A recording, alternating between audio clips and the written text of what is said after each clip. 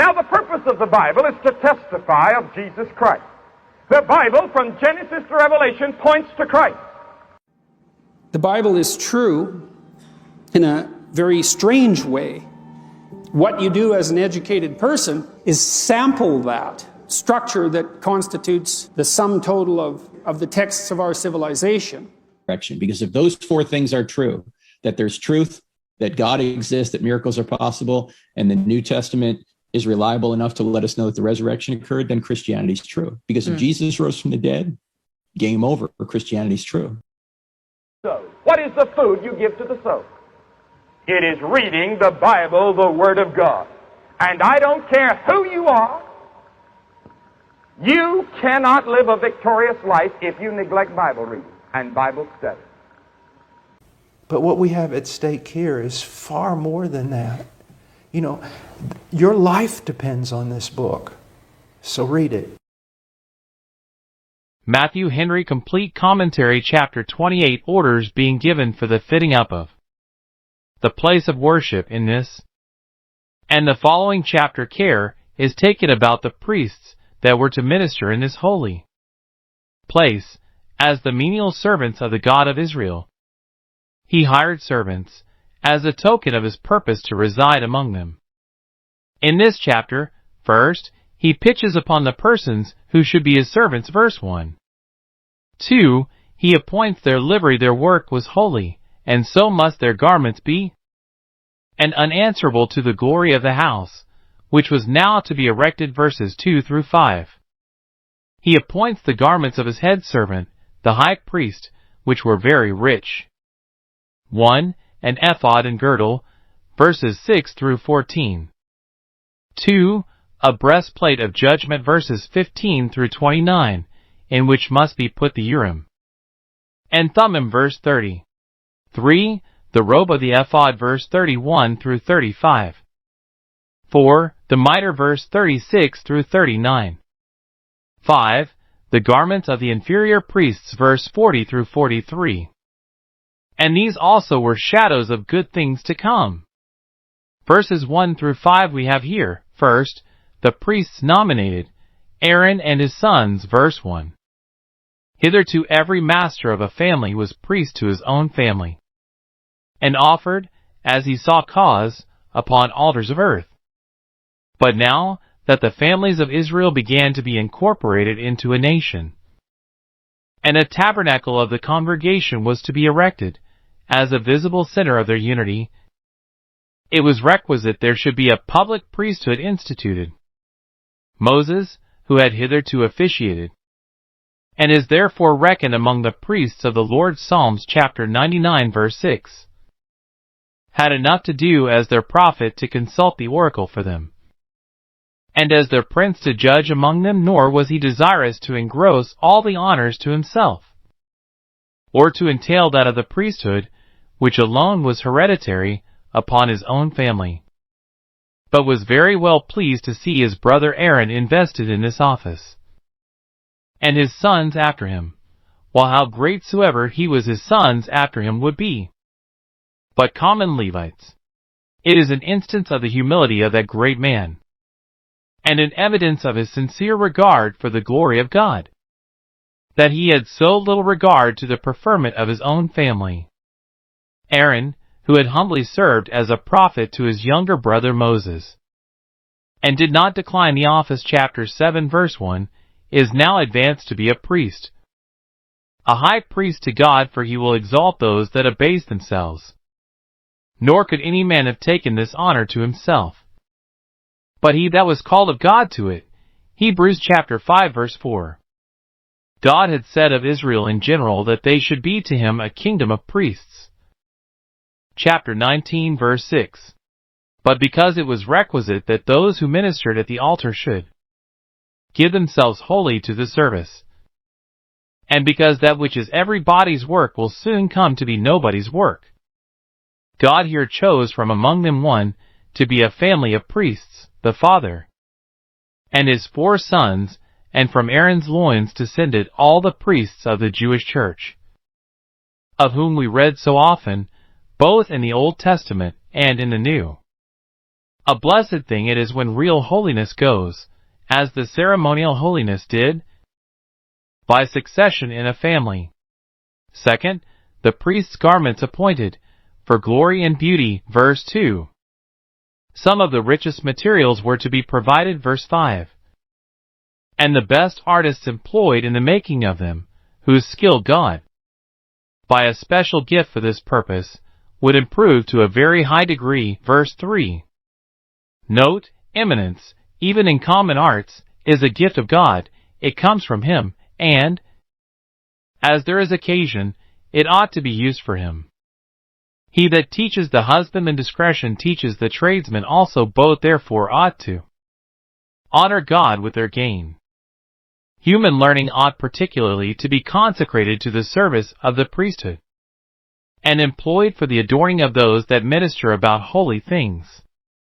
The garments appointed were, 1, 4, which both the high priest and the inferior priests wore, namely, the linen breeches, the linen coat, the linen girdle which fastened it to them, and the bonnet or turban that which the high priest wore is called a mitre.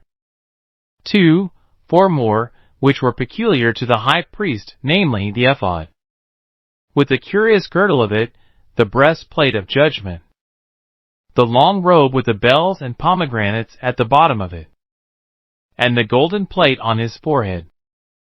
These glorious garments were appointed, 1, that the priests themselves might be reminded of the dignity of their office, and might behave themselves with due decorum. 2, that the people might thereby be possessed with a holy reverence of that God whose ministers appeared in such grandeur. 3, that the priests might be types of Christ, who should offer himself without spot to God, and of all Christians, who have the beauty of holiness put upon them, in which they are consecrated to God. Our adorning, now under the gospel, both that of ministers and Christians, is not to be of gold and pearl and costly array, but the garments of salvation and the robe of righteousness, Isaiah chapter 61 verse 10, Psalms chapter 132 verses 9 and 16. As the filthy garments wherewith Joshua, the high priest, was clothed signified the iniquity which cleaved to his priesthood, from which care was taken that it should be purged, Zechariah chapter 3 verses 3 and 4. So those holy garments signify the perfect purity that there is in the priesthood of Christ. He is holy, harmless, and undefiled. Verses 6 through 14 directions are here given concerning the ephod, which was the outmost garment of the high priest. Linen ephods were worn by the inferior priests. 1 Samuel chapter 22 verse 18. Samuel wore one when he was a child. 1 Samuel chapter 2 verse 18. And David when he danced before the ark. 2 Samuel chapter 6 verse 14. But this which the high priest only wore was called a golden ephod, because there was a great deal of gold woven into it. It was a short coat without sleeves, buttoned closely to him, with a curious girdle of the same stuff. Verses 6 to rough 8. The shoulder pieces were buttoned together with 2 precious stones set in gold, one on each shoulder, on which were engraven the names of the children of Israel. Verses 9 through 12. In allusion to this, 1, Christ our high priest appeared to John girt about the breast with a golden girdle, such as was the curious girdle of the ephod. Revelations chapter 1 verse 13. Righteousness is the girdle of his loins. Isaiah chapter 11 verse 6. And should be of ours. Ephesians chapter 6 verse 14. He is girt with strength for the work of our salvation, and is ready for it. 2. The government is said to be upon his shoulders. Isaiah chapter 9 verse 6. As Aaron had the names of all Israel upon his shoulders in precious stone, he presents to himself and to his Father a glorious church. Ephesians chapter 5 verse 27. He has power to support them, interest to recommend them, and it is in him that they are remembered with honor and favor. He bears them before the Lord for a memorial. Verse 12. In token of his appearing before God as the representative of all Israel and an advocate for them. Verses 15 through 30, the most considerable of the ornaments of the high priest was this breast plate, a rich piece of cloth, curiously wrought with gold and purple, etc. 2 spans long and a span broad, so that, being doubled, it was a span square. Verse 16. This was fastened to the ephod with wreathen chains of gold. Verses 13, 14, 22, etc. Both at top and bottom, so that the breastplate might not be loosed from the ephod. Verse 28. The ephod was the garment of service, the breastplate of judgment was an emblem of honor. These 2 must by no means be separated. If any man will minister unto the Lord, and do his will, he shall know his doctrine. In this breastplate first, the tribes of Israel were recommended to God's favor in 12 precious stones. Verses 17 through 21, 19. Some question whether Levi had a precious stone with his name or no.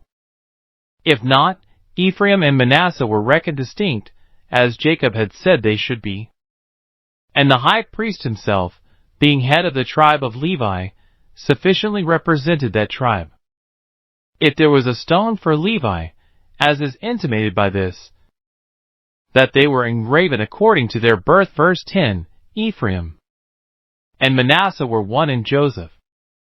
Aaron was to bear their names for a memorial before the Lord continually, being ordained for men, to represent them in things pertaining to God, herein typifying our great high priest, who always appears in the presence of God for us. 1. Though the people were forbidden to come near, and obliged to keep their distance, yet by the high priest, who had their names on his breastplate, they entered into the holiest. So believers, even while they are here on this earth, not only enter into the holiest, but by faith are made to sit with Christ in heavenly places. Ephesians chapter 2 verse 6. 2. The name of each tribe was engraven in a precious stone, to signify how precious, in God's sight, believers are, and how honorable. Isaiah chapter 43 verse 4. They shall be as in the day he makes up his jewels. Malachi chapter 3 verse 17.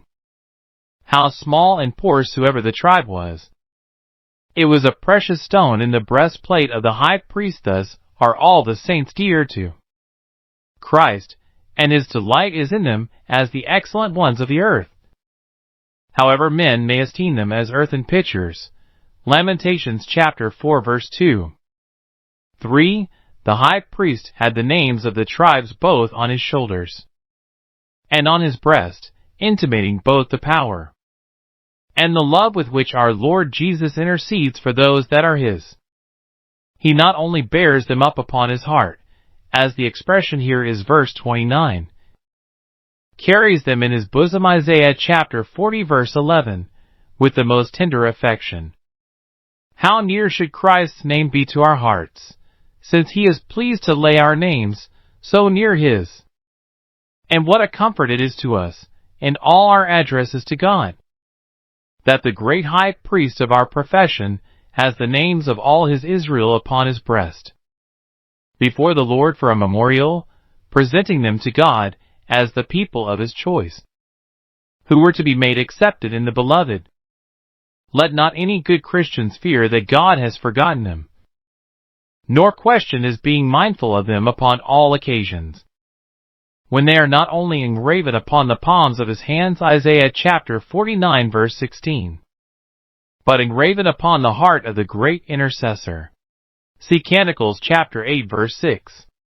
Second, the Urim and Thummim, by which the will of God was made known in doubtful cases, were put in this breastplate, which is therefore called the breastplate of judgment. Verse 30. Urim and Thummim signify light and integrity. Many conjectures there are among the learned what they were. We have no reason to think they were anything that Moses was to make more than what was before ordered, so that either God made them himself, and gave them to Moses, for him to put into the breastplate. When other things were prepared, Leviticus chapter 8 verse 8. Or no more is meant than a declaration of the further use of what was already ordered to be made. I think the words may be read thus, and thou shalt give, or add, or deliver, to the breastplate of judgment, the illuminations and perfections. And they shall be upon the heart of Aaron, that is, he shall be endued with the power of knowing, and making known the mind of God in all difficult doubtful cases, relating either to the civil or ecclesiastical state of the nation. Their government was a theocracy. God was their king. The high priest was, under God, their ruler. The Urim and Thummim were his cabinet council. Probably Moses wrote upon the breastplate, or wove into it, these words, Urim and Thummim, to signify that the high priest, having on him this breastplate, and asking counsel of God in any emergency relating to the public, should be directed to take those measures, and give that advice, which God would own, if he was standing before the ark. But without the veil, probably, he received instructions from off the mercy seat, as Moses did. Chapter 25 verse 22. Thus, it should seem, Phinehas did. Judges chapter 20 verses 27, 28. Yet he was at a distance from the ark, as Abiathar was when he inquired of the Lord for David. 1 Samuel chapter 23 verse 6, etc. Then the answer was given either by a voice from heaven, or rather by an impulse upon the mind of the high priest, which last is perhaps intimated in that expression, he shall bear the judgment of the children of Israel upon his heart.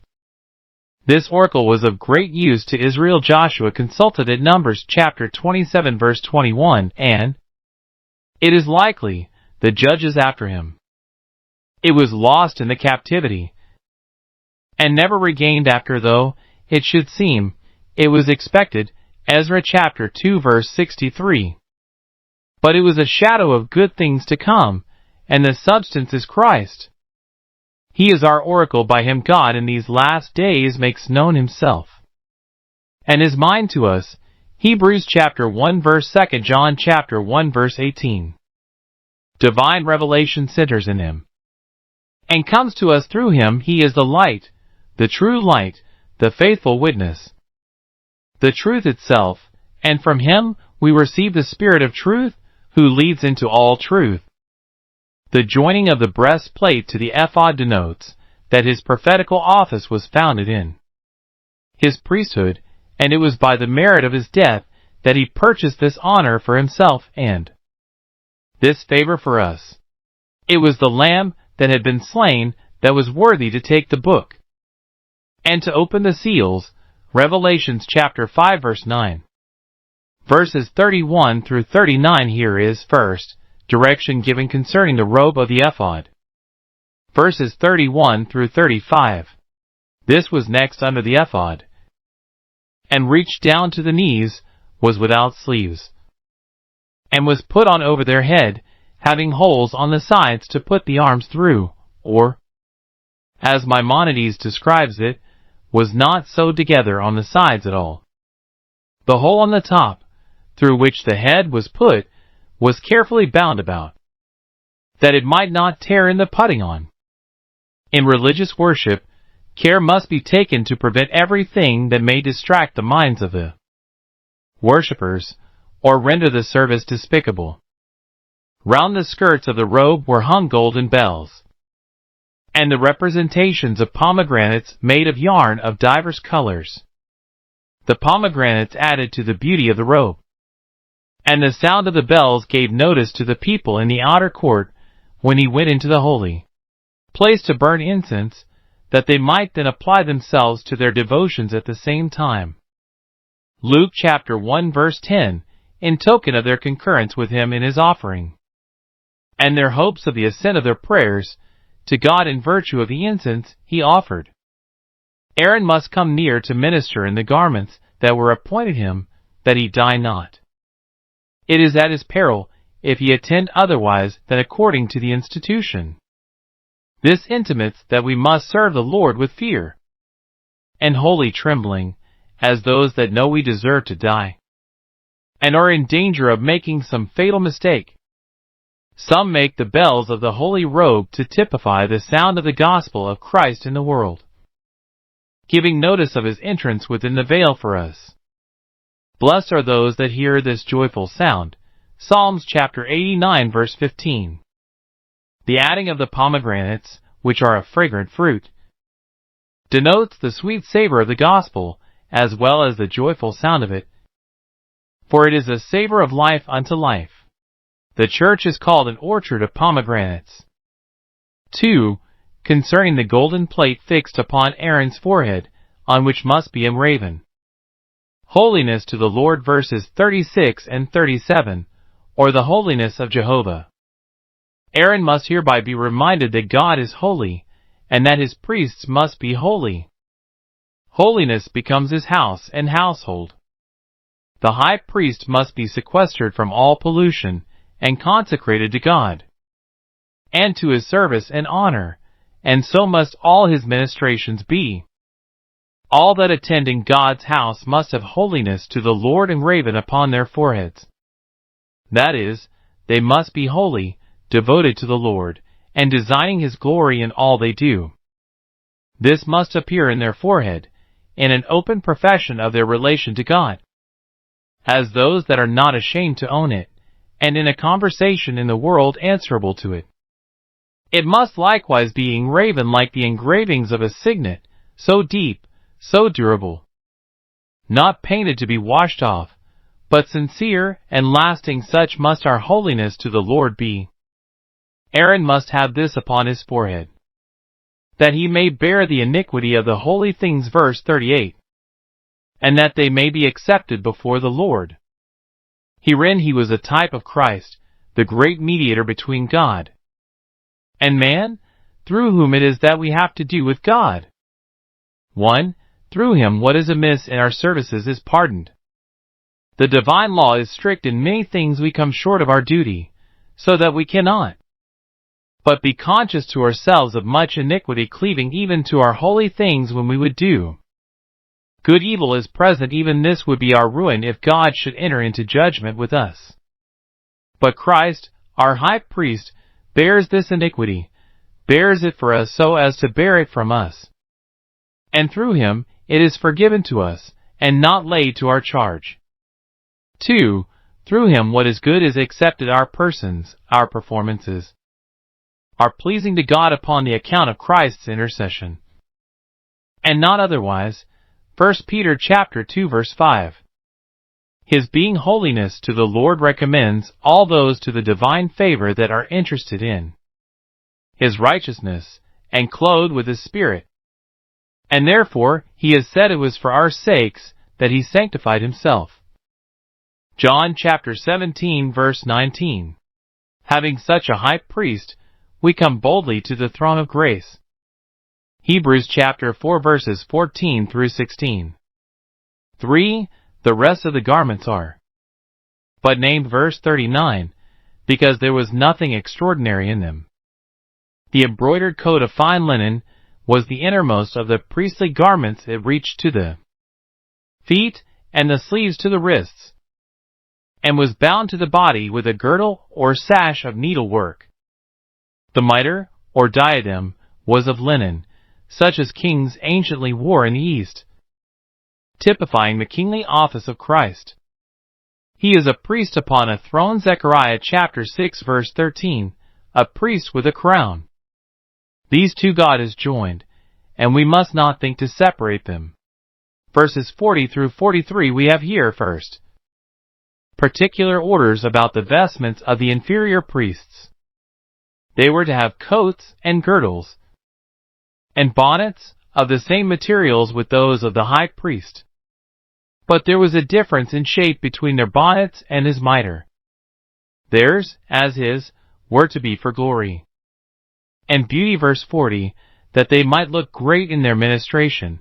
Yet all this glory was nothing compared with the glory of grace, this beauty nothing to the beauty of holiness, of which these holy garments were typical. they are particularly ordered, in their ministration, to wear linen breeches, verse 42. This teaches us modesty and decency of garb, and gesture at all times, especially in public worship, in which a veil is becoming. 1 Corinthians chapter 1 verses 5 and 6.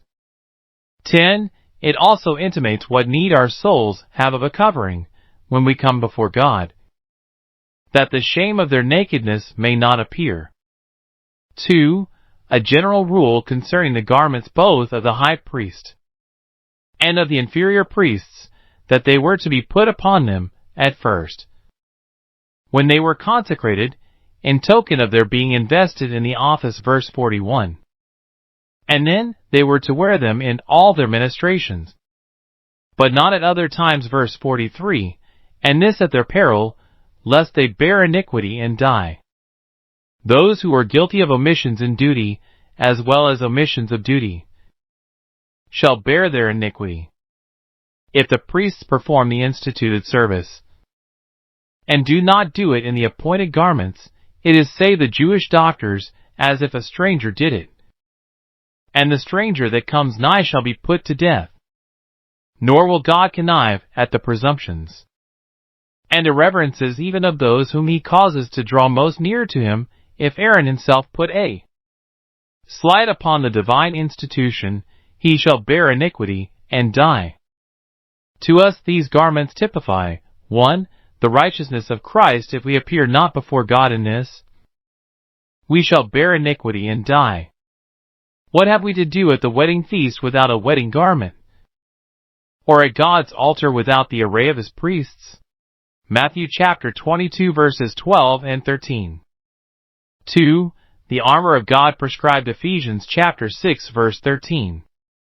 If we venture without that armor, our spiritual enemies will be the death of our souls, and we shall bear the iniquity, our blood will be upon our own heads.